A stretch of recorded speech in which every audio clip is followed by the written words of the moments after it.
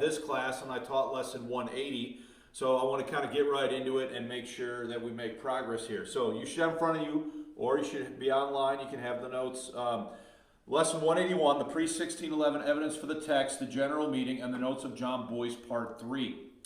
Introduction. In lesson 180, we continued our study of the general meeting and the notes of John Boyce by looking at the following points. Number 1, I gave a brief history of John Boyce's notes. And second, we talked about Boyce's notes in the general meeting.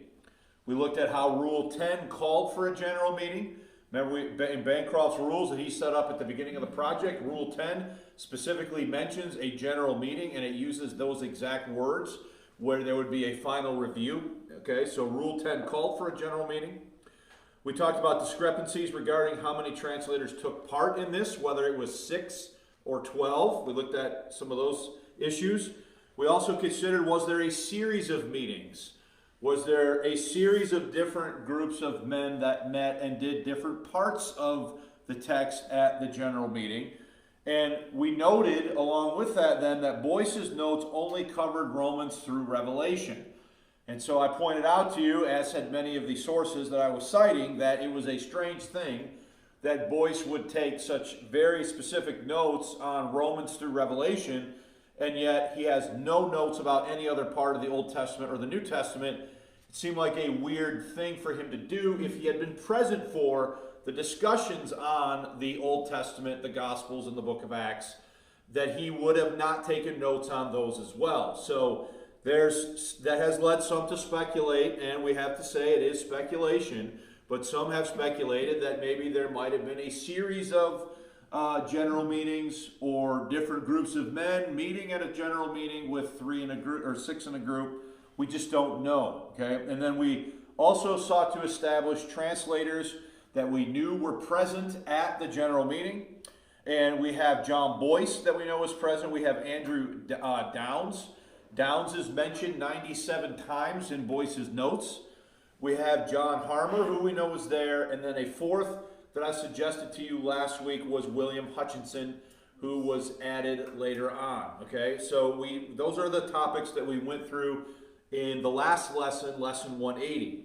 Today in lesson 181, we want to continue our investigation of Boyce's notes and the general meeting by looking at extra biblical references that are found in Boyce's notes. And so by extra biblical, I mean references to writers and resources outside of the biblical text itself. So as Boyce takes notes on the discussions that are happening, he is mentioning secular or extra biblical writers and their work on language and what they think words mean, etc., or translation as they're having these conversations about how the text should read. Okay, so I want to look specifically, the bulk of our time today is going to be taken up at looking at these extra biblical folks that are mentioned by Boyce in his notes. Okay, now I'm going to suggest to you at the beginning of this, I don't have anything written in the notes about this, that when we look at this, we really get an interesting picture of how learned the translators actually were in all sorts of categories of awareness of language, philosophy, religion, all sorts of different things. We're going to see sort of a wide ranging spectrum of here as we look at the notes today. So let's get into the main point, which is on halfway through page 1, which is extra biblical references in Boyce's notes. In the famous preface to the 1611 Authorized Version titled The Translators to the Reader, Miles Smith identifies some of the extra biblical sources the translators utilized when doing their work. Quotes, this is quoting from the preface. Neither did we think much to consult the translators or commentators, Chaldee, Hebrew, Syrian, Greek, or Latin, nor the Spanish, French, Italian, or Dutch. Neither did we disdain to revise that which we had done, and to bring back to the anvil that which we had hammered, but having and using as great as helps as were needful, and fearing no reproach for slowness, nor coveting praise for expedition, we have at length, through the good hands of the Lord upon us, brought the work to pass that you see. So I want to point a few things out there. Notice, does he mention commentators and translators? Chaldean, Hebrew, Syrian, Greek, and Latin. Okay, so they're looking at all of that material. They're looking at Spanish, French, Italian, and Dutch. So they're looking at all of the contemporaneous Reformed, I don't want to say it, that's Reformation era translations of the Bible into other vernacular languages of Europe. They're looking at all of that material. Okay, they talk about how they use as great as helps as were needful, that they did not fear reproach for slowness, they did not covet praise for expedition. So what I want to show you there in that is, are they using anything they thought that could help them do this work? Okay? And is it being judged by scholarly men? Here's a point I want to mention, okay? It is very often and common in conversations related to King James Bible advocacy to downplay the issue of scholarship, okay? And what I want you to see here is, are the King James Bible translators just sitting there with an open mind waiting for God to like teleport information to them? Or are they using all of the available evidence that they have at their disposal to make decisions about how they think the text should read? Okay? And so they're using everything there, and Miles Smith talks about that in the preface. So we're to the last bullet point, bottom of page 1. John Boyce notes provide a window through which we can view and assess the translator's use of extra-biblical sources. In Manifold Greatness, Moore and Reed comment upon the scope of the extra-biblical resources utilized by the translators as evidenced in Boyce's notes. Quote, "The notes compiled by John Boyce on the work done at the General Meeting in 1610 provide substantial evidence of the works used by the translators and the way they were utilized. Precisely the same sorts of books found at Merton and Bodleian Library and in the libraries of John Reynolds and Miles Smith were used by the revision of committee.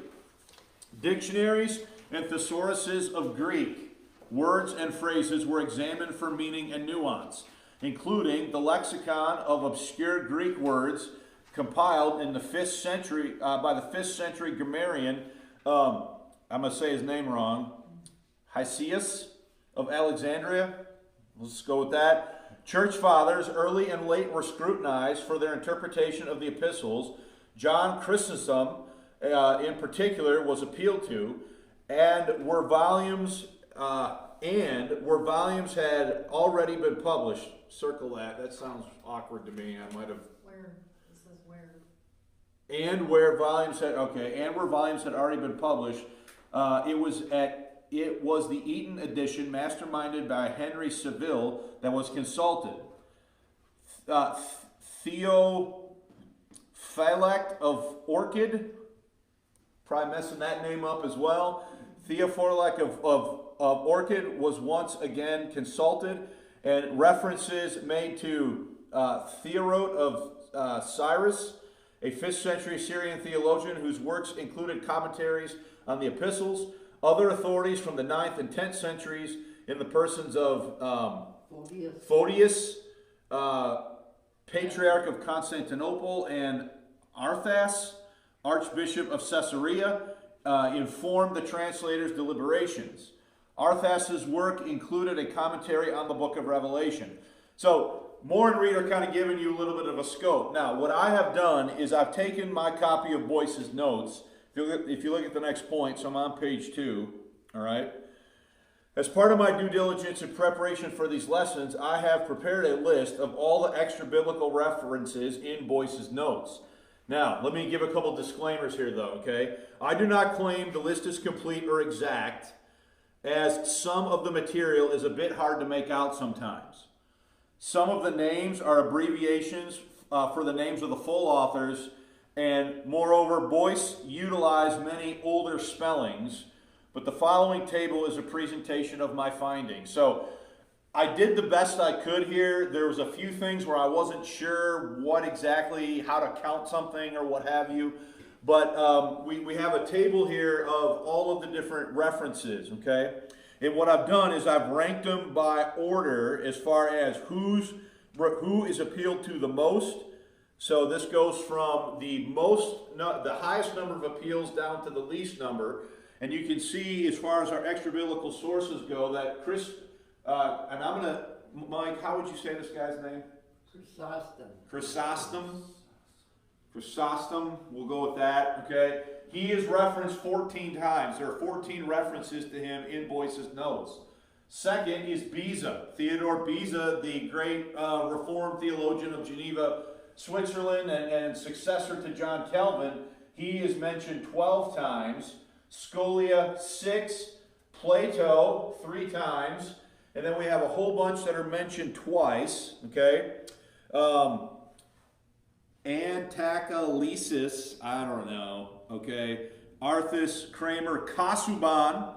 Casaubon is the Frenchman who we already looked at his correspondence with Boyce in a previous lesson. Constantius is lexicon. Here we have the Hysage fellow. There's references to the Old Latin, okay? You can see here, if you look at the single occurrences, Aristotle is mentioned. Kramer is mentioned. The Constitution Polyglot is mentioned. Homer is mentioned. The Italian version gets specifically mentioned. Erasmus gets mentioned.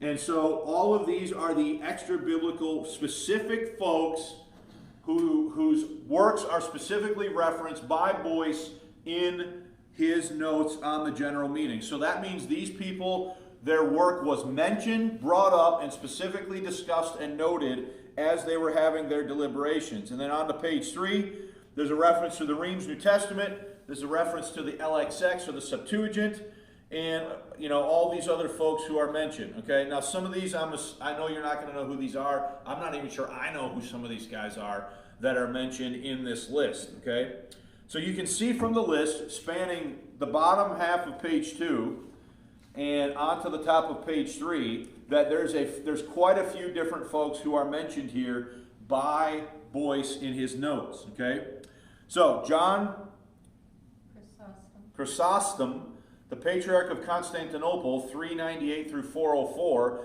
is the most referenced extra-biblical writer, 13 references by Boyce in the notes. Okay, Ward S. Allen comments upon the significance of this in terms of dating Boyce's notes in translating for King James. He says, quote, "Throughout the Fulman manuscript of the notes are the references to St. John Chrysostom, Patriarch of Constantinople, and one of the fathers of the Greek Church. Some of the references include pagination, some do not. Of those which do include pagination, all save for one refer to the 1610 volume of Sir Henry Saville's edition of St. John Chrysostom's works, an edition to which both John Boyce and Andrew Downes contributed their labors. All of the references to St. John Chrysostom which do not show pagination refer to material printed in volumes which appeared between the years 1611 and 1613. The one reference which has pagination but which does not refer to the 1610 volume occurs in the epistle to Titus, chapter 3, verse 14, Chrysostom in Romans 16, homily page 30, 312. This homily is printed in Henry Saville's 1611 volume, but pagination cited by Boyce's notes is not a reference to that volume. It refers instead to a volume printed in Heidelberg in 1596. This argues 2 points.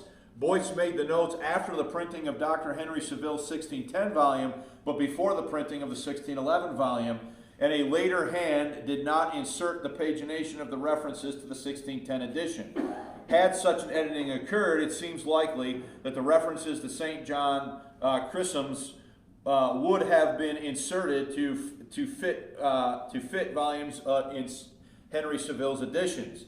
Thus, the pagination offers a reliable witness, and that witness furnishes for the notes for which Folium copied a terminus a quo, earliest possible date of 1610, and a terminus ad quem, the point at which something ends or finishes, of 1611.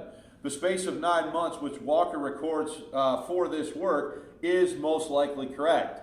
Furthermore, the falling out of these 9 months between 1610 and 1611 makes likely that the company of revisers must, to all intents and purposes, have been solely responsible for the composition of the final version of the authorized version. For this computation leaves almost no time for Bishop Bilson and Dr. Smith's finishing touch. It is important that it is possible, that the finishing touch may have been no more than assembling the prefaces. So what he's saying there is sort of a long-winded way of saying these notes to St. John of Chrysostom that are datable with pagination date to an edition that was published in 1610. So that 1610 edition had to have been known to Boyce for him to have cited specific page numbers from that, which then dates his notes to at some point in 1610 after that was published. You guys following that? Any questions about that? Well, many of the names in the table, so I'm at the bottom of page 3, while many of the names in the table above are probably unfamiliar to some, there are some well-known historical figures that cannot be overlooked. Okay? The names Plato, 3 references. Casaubon, 2 references. Aristotle, 1 reference. Erasmus, 1 reference. And Thucydides indicate the level of scholarly learning that the King James translators were familiar with. Now, Thucydides writes on the history of the Peloponnesian War. It's got nothing to do with the Bible. So the reason they would be citing Thucydides is because of some Greek word that Thucydides used that they wanted to make a note of a specific meaning of that word. Okay? So the names, Plato, Aristotle, Erasmus, Thucydides, etc., they indicate the scope of who they were surveying in doing their work from a scholarly point of view. Likewise, with the foreign language translations and linguistic reference works utilized by the translators. The Old Latin version gets 2 mentions. The Complutensian Polyglot gets 1 mention. The Italian version, 1 mention. The Septuagint gets at least 1 reference, and the Reims New Testament gets 1 reference. So the list found within the table above does not include what the various companies may have looked at when doing their company work before the general meeting. So that's important to keep in mind. All that list that I showed you here, this entire list, this is only the things that are specifically mentioned in Boyce's notes. Remember, a whole lot of work had already been done by the time we got to the general meeting. So we don't know who else they might have looked at, what else they might have consulted as they did their work. So if you go to page 4, again, look at the first lines on page 4. The list found within the table above does not include the various the various companies may have looked at when doing their work before the general meeting. The King James translators truly left no scholarly stone unturned when doing their work. Okay? So everyone who trusts the King James Bible in the 21st century as God's word for English-speaking people, are they trusting to a degree the scholarly work of the King James translators? And were the King James translators doing this at an exceedingly high level, looking at basically anything that was available to them in English, foreign language, dictionaries, lexicons, other translations, anything that they could get their hands on that they thought would help? Did they use that material? So, does anybody have any questions about this before we move on?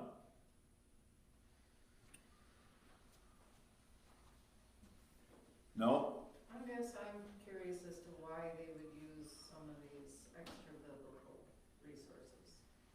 They are using them almost exclusively for their word usage choices to establish meanings of Greek words.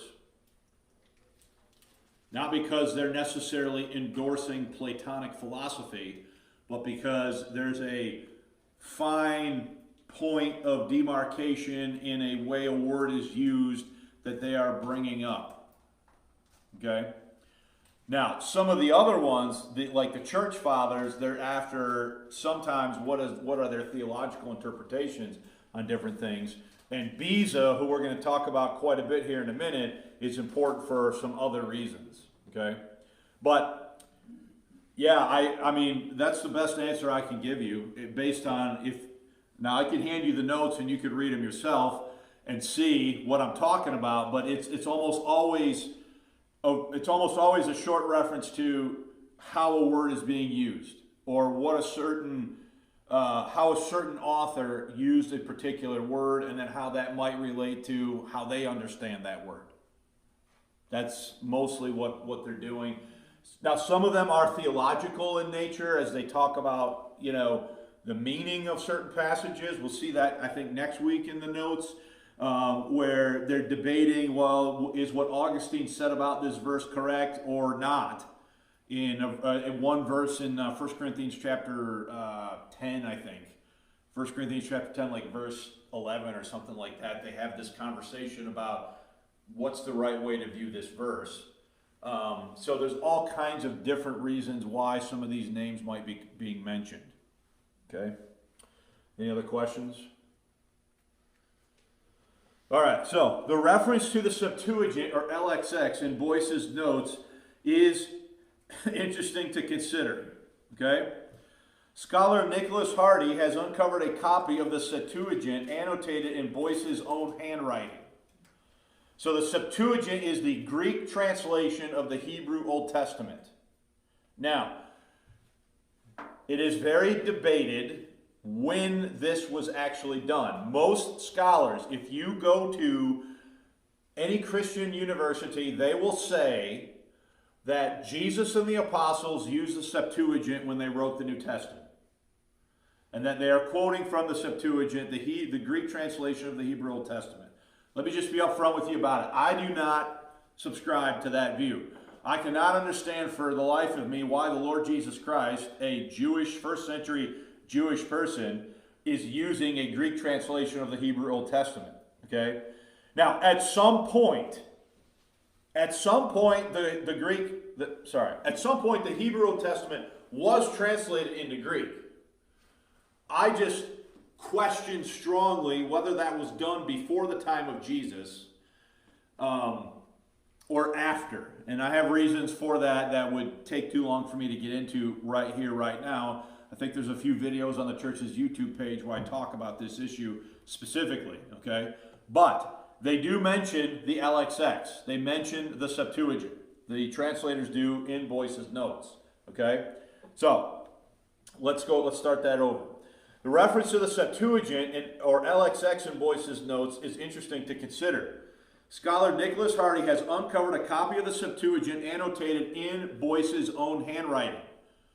So there is a copy of the LXX, the Septuagint, that Boyce's handwritten notes are in. Okay? Jeffrey Allen Miller's essay, The Earliest Known Draft of the King James Bible, Samuel Ward's draft of 1st Esdras, and Wisdom 3 through 4, in Labors in the Vineyard of the Lord, Scholarship in the Making of the King James Version, touches upon this in two different places. So look at the first one from page 221 and 222. He says, quote, most famously, 2 manuscript copies have been discovered of the notes taken at the General Revisory meeting in London by John Boyce, one of Ward's colleagues from the Second Cambridge Company. The notes span Romans to Revelation, and they provide invaluable insight into the kinds of discussions that went on at the general meeting and the rationale for some of the changes changes of translation made there. They do not, though, represent a draft of the King James Bible, but rather Boyce's personal record of part of the general meeting's proceedings. Furthermore, unfortunately, both extant versions of the notes stand only as a copy. At one, in fact, being a copy of a copy, and perhaps the full one of Boyce's original notes themselves, which surely would have been in Boyce's own hand, and which have never been found. So there's nothing new there. We've talked about all that stuff already. The notes also, of course, belong to an even later stage of the Bible's composition process, the general meeting, than at least 2 of the drafts already discussed, namely the Bodleian's annotated Gospels and the Lambeth Palace draft of the New Testament epistles. We have talked about all of that stuff at length already in this class. The last item that bears noting here has only recently been identified, and it likewise goes back to Boyce. In this case, even more directly. Once more in the Bodleian, there exists a heavily annotated copy of a 1587 Roman Septuagint, a landmark edition of the Greek text, and thanks to the work of Nicholas Hardy, we now know this to have been Boyce's own copy, with the annotations being in Boyce's own hand. Moreover, it appears to have been used by Boyce during his work as a translator, both with the Second Cambridge Company and as a later member of the General Revisory Meeting.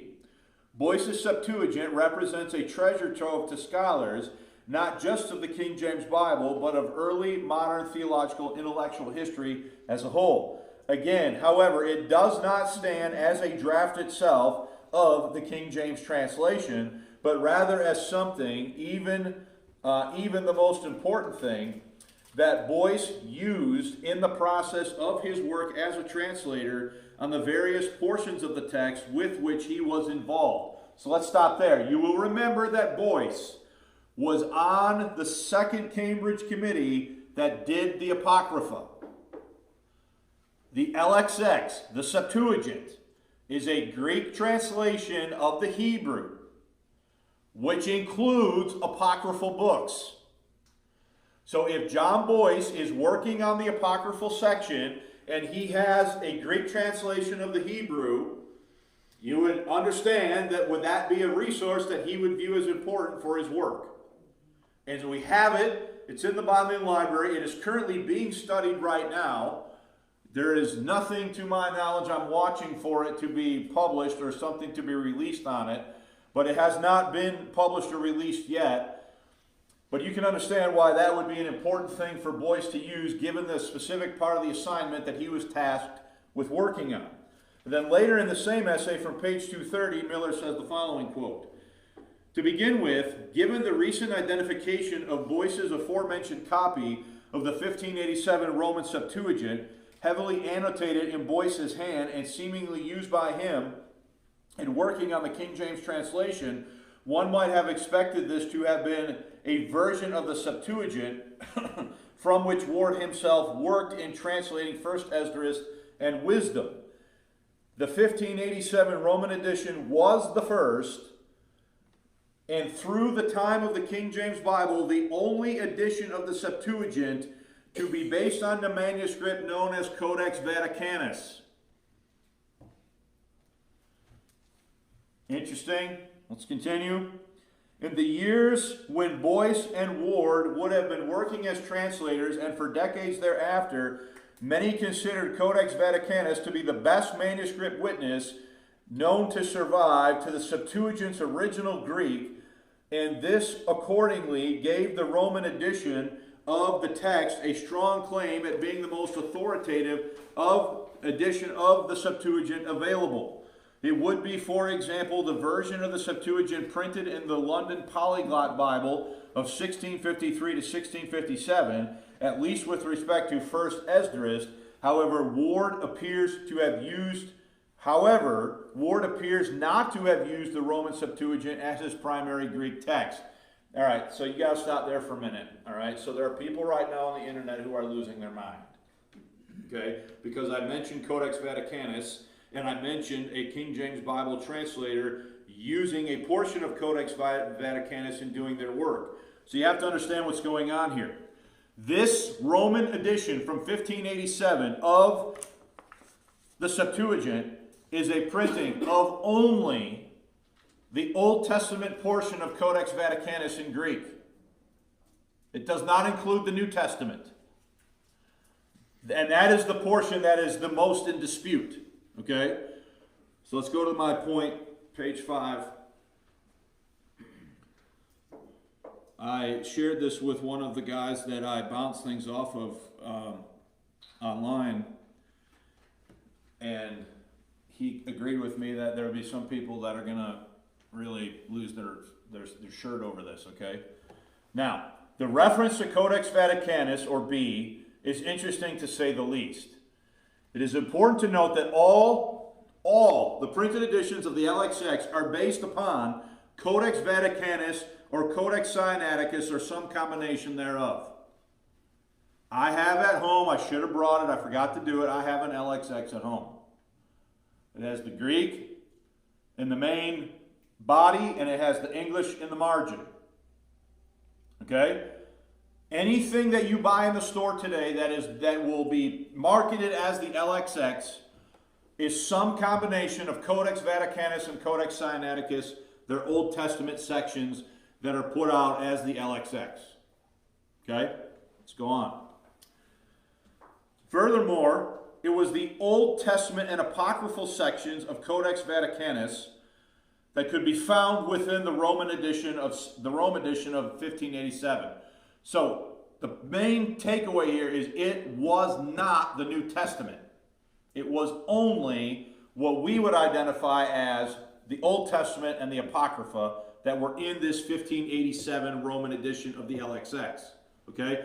However, the Apocryphal books are scattered throughout the same way they would be in a Catholic Bible. Okay? So let me read that again. Furthermore, it was only the Old Testament and Apocryphal sections of Codex Vaticanus that could be found within the Rome edition of 1587. Now, I will also say, I have pulled this edition off the internet, this Rome edition, and some of it I can submit to Google Translate and understand some of what is on the cover, and it is what these guys are saying that it is. So, put another way, the New Testament section of the controversial Roman Codex was not in print until the 19th century. Okay? So I want to be clear. Boyce's notes are written in a 1587, what's called the Sixtine edition of the LXX, which is basically a printing of the Old Testament portion of Codex Vaticanus. Okay? It is not, however, including the New Testament. This does not mean, however, that Protestant scholars of the late 16th and early 17th centuries were wholly unaware of the Codex's controversial New Testament readings. Okay? In the 1520s and 1530s, via correspondence with his friends Bombasius and Sepulveda, Erasmus had been made aware of some important textual variants, 1 John 5:7 and 365 other readings found within Codex Vaticanus. Erasmus views B, or Codex Vaticanus, as part of a medieval move by the Council of Florence in 1431 through 1499 to conform Greek manuscripts to the Latin Vulgate. Consequently, most of the variant New Testament readings found in B were left out of printed editions of the Textus Receptus. Okay? So, in an ironic twist of fate, the Old Testament and Apocryphal sections of Codex Vaticanus have in them, in this one edition, the handwritten notes of the King James Bible translator. They were not, however, accepting the New Testament readings of Codex Vaticanus, and at this point, no Protestant scholar had ever really even looked at the New Testament section of Codex Vaticanus, and it wasn't even a big deal yet until later on into the 19th century. Okay? And Erasmus, through his correspondence, was made aware of some of the major textual variants in Codex Vaticanus. So, any questions about that?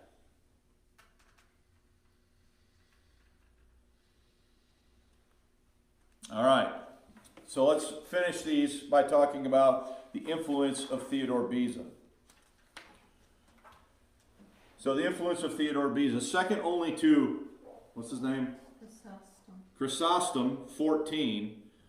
That's 14 references in Boyce's notes. And second only to Chrysostom in Boyce's notes in terms of references is the Genevan Calvinist scholar and editor of the Greek New Testament, Theodore Beza, with 12 mentions. So if you go back to my table where I added all this up, you'll see that second on the list is who? Beza. Okay? Irena Bacchus devotes an entire chapter of her monograph titled "The Reformed Roots of the English New Testament" the influence of Theodore Beza on the English New Testament to discussing Boyce's use of Beza in his notes. So, Boyce makes 12 explicit references to Beza in his notes. All right? He says, Bacchus says, quote, Boyce in his notes refers to a wide range of scholarship, classical, patristic, and contemporary. Mostly the scholars in question are referred to by name only with no mention should say, of work or page number. The only work to receive precise references, including page numbers, is the first volume of Sir Henry Saville's edition of Chrysostom. This came out in 1610, just before the committee assembled, so would not have been familiar to the revisers. Now, when she says revisers there, she's talking about the committee. The committees, not the guys who are on the committee of final review. In the same way, for examples of the editions of Camerarius, Augustine, or Hesius, which they were using, Beza is probably mentioned more often than any other single scholar, but Boyce does not say which edition of Beza is being used. However, Boyce's reference to 1 Corinthians 10 verse 30, quote, this interpretation rejected by Beza, A.D., that's Anthony Downes, deemed worthy of his advocacy. In 1 Timothy 1:5, quote, not, however, of the law in general, as Beza has annotated incorrectly in this place. And then again, James 1:3, for what the difference is, however, between, then he mentions two different Greek words, look in the writings of Beza at Romans 5:4, show that Beza's annotations as well as his text were being consulted. So, what Irena Bacchus's point is there is they are looking not only at Beza's main body of his Greek text, but are they also looking at the annotations that Beza includes. So, as her title suggests, Bacchus seeks to prove, the influence that Beza had upon the King James Bible translators, especially and the English New Testament more generally.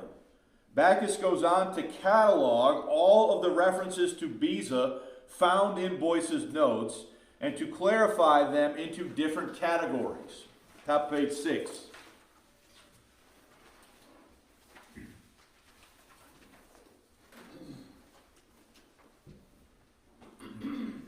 Quote, of the instances where Beza is specifically referenced by the committee, Romans 5:12, Romans 11:31, Romans 13:1, 1 Corinthians 10:10, 10:17, Ephesians 1:13, 1 Timothy 1:5, Hebrews 4:1, James 1:3, James 2:22, 1 Peter 1:20, and 1 Peter 2:5, 5 of them, 1 Corinthians 10:17, 1 Timothy 1:5, Hebrews 4:1, James 2:2, Romans 5:12, provide an occasion for either a rejection or criticism of Beza.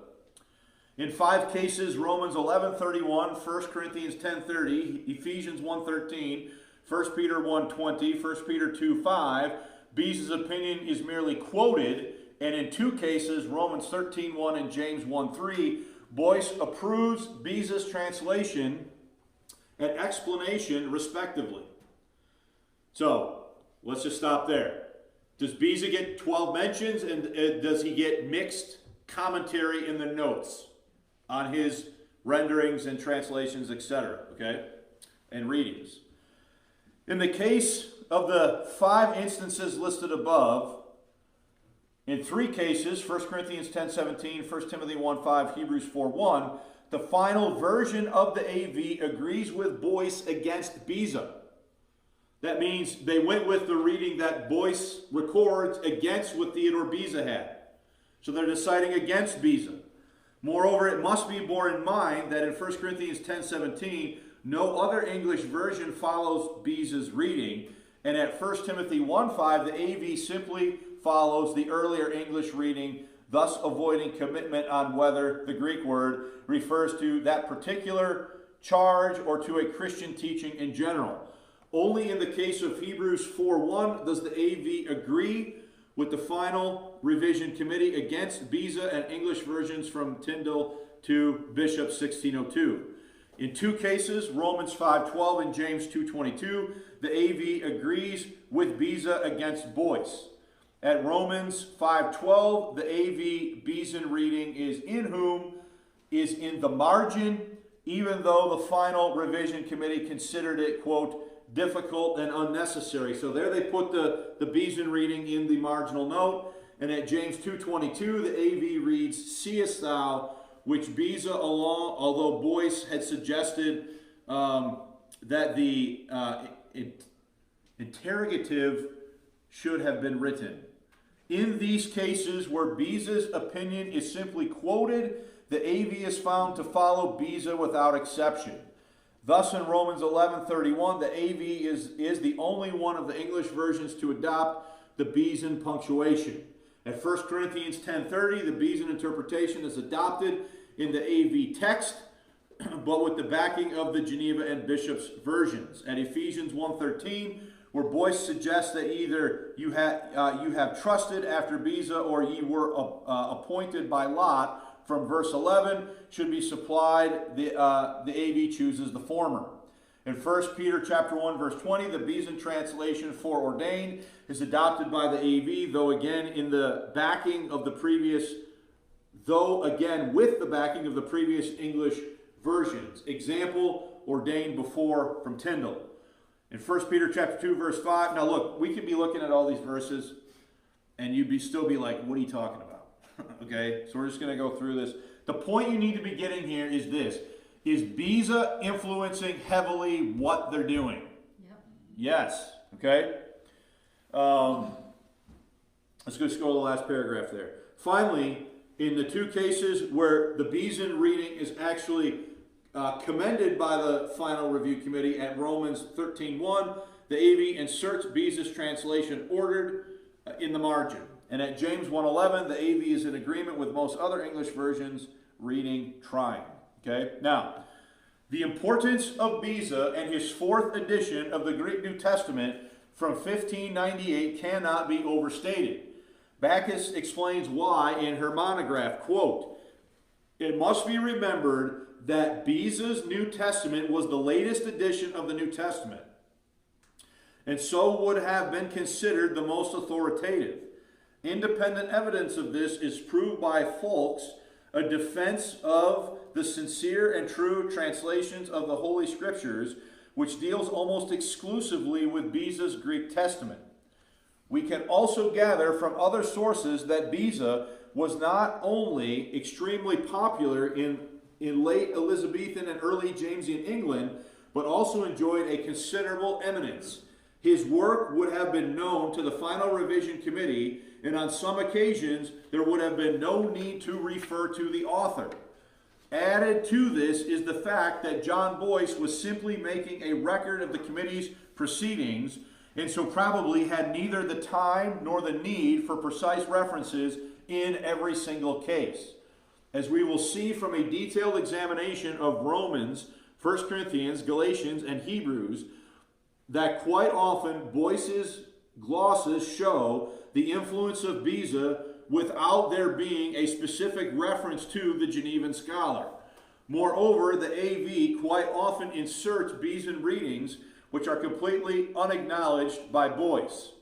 Some of these come from the Geneva Bible, others come into the English New Testament with the AV. The exact proportion of these will be estimated by the following inquiry. Okay, now look guys, I hope your eyes are not glazed over here, because what we're talking about is extremely important and technical stuff about this, okay? Du Bois's notes give us a window into what they did and who influenced them and how they did what they did, okay? Beza is front and center at the top of the list as somebody who was influencing what they were doing, okay? And his fourth edition of the Greek New Testament from 1598 was literally the most recent edition of the Greek New Testament that they had available to them.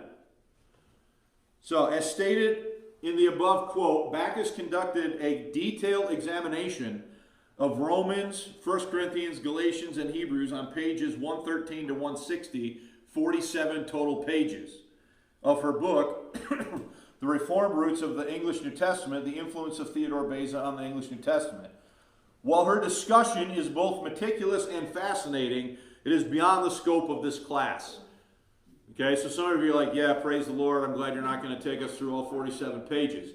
Now, if you really want to know and are really into wanting to understand what happened, you need to read the 47 pages, okay? But I'm not going to cover all that here. So what do you need to get from it then? While her discussion is both meticulous and fascinating, it is beyond the scope of this class. Interested parties are encouraged to read Bacchus's work for themselves to glean these details. We will therefore limit our discussion to some of her conclusory findings and statements. Quote, generally, so this is, after all of this, this is a summary statement, okay? After all 47 pages of collation and etc., generally there seems to be no doubt, so far as the revisers were concerned, Beza's authority completely overshadowed that of any other New Testament scholar of the period. This does not imply that the AV is no more than an English version of Beza's 1598 New Testament. So it does not mean that. In matters of text, especially, the revisers were unwilling to adopt a Bezan reading if it did not have authoritative support. In cases where Beza's text was accepted, the more usual reading was frequently, the more unusual reading, I should say. Is that right? Yeah. Usual or unusual? I'll have you check it. I need to check that. I think it should say unusual. The more unusual reading was frequently inserted into the margin. That would make sense that a more unusual reading would be put in the margin, not in the main body of the text. Conversely, where a better known reading was adopted, the Bezan version was put in as a marginal alternative. So, Bacchus's monograph offers strong evidence that Beza's Greek New Testament served as the primary original language source for the revision of the 1602 Bishop's Bible into what would ultimately become the King James Bible. Now, Sylvia, I think we need to note here that this was for the New Testament. So, Beza's Greek New Testament would only influence changes made in the New Testament. Okay? The notes of Boyce highlight the immense influence of Beza upon the King James translators. So I propose the sources used to create the King James are as follows. Okay? I think the 1602 bishops,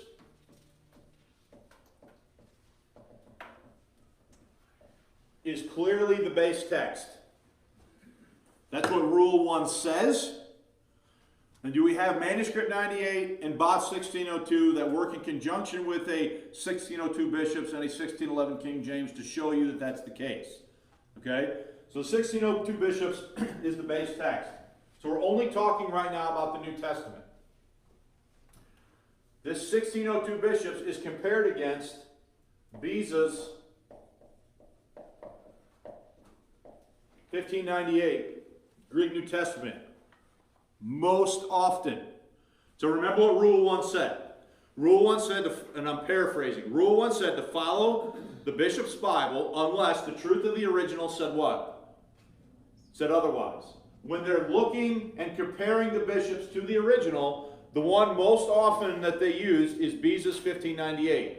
It was the most recent Greek New Testament. It was the one that they would have been the most familiar with, and they would have viewed it as the most recent scholarship in Greek at that time. So as they revise the bishops and they're comparing it to the original for the New Testament, I think they're comparing it to Beza's 1598 most often. From there, they look at other earlier English Bibles. This would be Rule 14, I think. So this would be Tyndale, the Great Bible, Geneva Bible, Reims, etc. They would be looking at earlier English Bibles. Then I think they would look next at foreign language Bibles.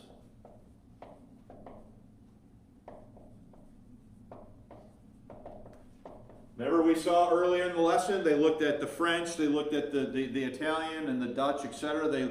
And Dutch probably means German, by the way, not Dutch. Deutsch would be the way that. So that'd be like Luther's, etc. Okay. And then finally, extra biblical language resources. So I think there's a clear progression, and I'm doing this way so that folks on the video can see it. So Rule 1 said to follow the bishop's Bible unless the truth of the original said otherwise. What Boyce's notes and Bacchus's monograph demonstrate is how heavily Theodore Beza was looked to as a resource. So when they're comparing the 1602 bishops against the original, I think they are most often using Beza. I'm not saying they're only using Beza. I did not say they're only using Beza. I'm saying they're most often using who? Beza. Then they look at earlier English Bibles that are called for in Rule 14. Could somebody grab, there's a piece of paper in the back there that has the 14 rules on it. Could somebody grab that quick and bring it to me? I should probably be saying this more specifically than I am. There used to be a paper back there. I've got it here. Thanks. I'm referring to rule number, 14. So rule number 1 says, the ordinary Bible to be read in the church, commonly called the bishop's Bible, to be followed and as little altered as the truth of the original will permit. So as they look at this, they're comparing it, their most frequently used English or Greek language source is the 1598 Beza. Then rule 14, these translations to be used when they agree better with the text than the bishops, Tyndale's, Matthew's, Coverdale's, Whitechurch's, Geneva. So then they're looking thirdly, so they start with this, they look first at Beza, then they look at earlier English Bibles, then they look at foreign language Bibles, how do those read, then they look at extra biblical language resources. Now, I cannot prove that as a definitive, they did this, then they did this, then they did this, then they did this. This is a general outline of what I think they did. They start with this. They clearly use Beza more than any other Greek source, from what I can gather. Then they're comparing that, Beza and this, with earlier English Bibles. They're looking at foreign language Bibles, and then they're looking at other extant evidence of any kind that might impact how they think something should read. So I think from this, and from understanding Boyce's notes, and from seeing them in a sort of a greater, fuller context, we get the following takeaways. Number 1, did the translators look at and utilize anything that was available to them that they thought would help them? Is there appear to be a prioritization in how they're working through information? Okay? So I think this gives us insights into their level of scholarship, the depth that they went into, and what were some of the most significant influences upon them in their thinking as they went through this. Okay? So I think that as they go to revise the bishops, the most impactful thing they had as far as original language for the New Testament was Beza. Now again, hear me, I'm not saying, somebody's going to write me on the internet and say, well, they used more than Beza. I get it. I'm not saying they only use Beza. I'm saying they use Beza the most often. You follow me? All right, anybody got any comments or questions about this? Look, folks, I understand, like, we're into it. We're into it at a level where some people are like, why are you even wasting your time with this? And I literally have had some people write me emails saying, you know, when are you going to pull the carpet out from everybody and reveal that you're really a modern version guy? And I'm like, have you been listening to all of this? Because that's not at all what the motivation of this has been from the beginning. But, you know, I've gotten an email like that in the last week. What I want is for advocates of the King James to know their stuff about where it came from and why it's important, to the extent that it's known. I'm waiting. I cannot wait for Nicholas Hardy to publish his book or essay on Boyce's handwritten notes in this LXX. I want to read what he says about that. I want to know what he said. Now, I don't think that's necessarily going to change the overall picture for what I'm presenting here, but it would certainly have a lot of good tidbits in it. Any questions or comments? Was Pisa still alive during this conference? Or how? That is a great question that I don't know the answer to off the top of my head. What year did Bois die? I don't know. And was he doing his work through the Catholic Church? No. Oh, so he was Bois was the successor to John Calvin at Geneva, Switzerland. Okay? He is viewed as, at the time, the eminent textual scholar of his day, which is why he is so influential over the King James translators. Even though a lot of them probably would not have agreed with Beza in his theology. Because obviously as a successor of Calvin, he's very Calvinistic. Bryan, Yeah. Beza died in 1605. 1605, so he was dead. He died shortly after the project commenced, but he was dead for a while when they met at the Committee of Final Review. So, thanks for looking that up. Anybody else with a question? Okay, so next Sunday we're going to go a little bit further with this, and then the Sunday following, then the last 2 Sundays of October, one of them is going to be the Bible conference on the 23rd, so we won't have this class that Sunday. And the last Sunday of the month, which is the 30th, Blake is supposed to teach class. So we're going to get tomorrow, next Sunday and one following, so 2 more, and then we'll get back to this in November. Okay? And let me just say, me being able to sort of have some time to play with here is helping me a lot, because otherwise, it takes me a long time to put all these notes together. So it's not a quick process. I have to read all the material, I have to sort through it, I have to figure out what it's saying, and then I have to try to put it together in a way that makes sense to present it. Okay? But I'm doing this also, guys, with the view of eventually having all this in print. In a book, with these notes published in a book, for people to be able to have access to them in that format as well. All right, if there's no questions, appreciate your attention. We'll be back.